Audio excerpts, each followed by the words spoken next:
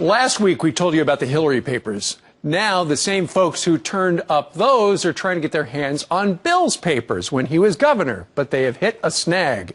Here to explain, Alana Goodman from the Washington Free Beacon. Good morning to you, Alana.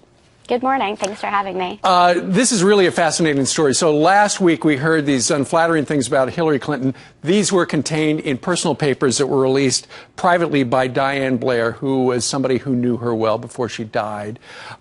You've also got the presidential library with papers. Now tell us about the papers that are stored in a public library that contain the documents from the Bill Clinton governor years down in Arkansas.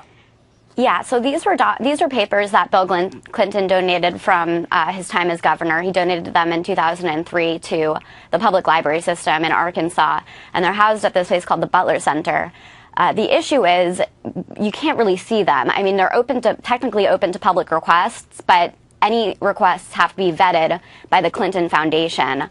So you have to make the request to the foundation, tell them exactly what papers that you want to see.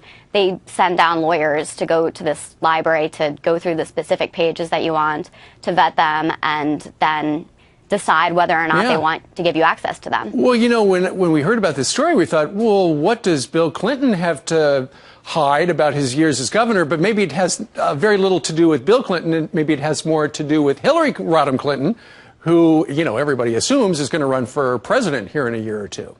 Yeah, that's a good point. So the archive told the Washington Free Beacon last month that they did not believe that there were papers related to Hillary Clinton in there. In 2007, that kind of conflicts with what the head of the library said in 2007, though, when he said that there were at least 34 files that he believed were related to Hillary Clinton. She was very active in her husband's administration when he was governor. She led two committees, one on health care reform and one on education reform. So it's certainly possible that there is information on her in there, and that it could shed new light on her past political career. Okay, so as you depicted a moment ago, the process is you're trying to get a hold of some of these documents from the Clinton governor years. You go to this foundation, and who is the gatekeeper? Who's the person who gives you the thumbs up or thumbs down on whether or not you're going to be able to see the Bill Clinton papers and now, as we know, the Hillary Rodham Clinton papers? Yeah, so this is Bruce Lindsay, and he's the head of the board at the Clinton Foundation, and so you need to make the request specifically to him.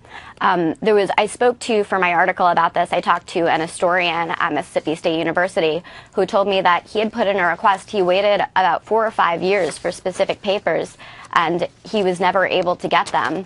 And so he had to kind of give up on the project that he wanted to do and what he wanted to write about, and write about something different. Sure. Well, you know what?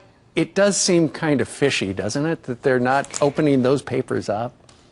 Yeah, I mean, we don't know what's in there, but it certainly seems unusual. There are 6 other governors who have their papers in the same library, and all of that, none of them are subject to the same restrictions as these Clinton papers. If you're a public person, you can just walk in there, and you can request some of these documents, but you don't have to go through that extra step that you do for the Clinton gubernatorial papers. You know, and you touched on the important part. It's a public library, and they donated the papers, and yet you can't see them because they want to keep things confidential for a while. Who knows why?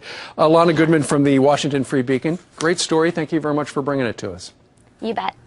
All right. What do you think about that? Do you think they're hiding something, or it's just one of those things people do in the library business? Email us, friends@foxnews.com.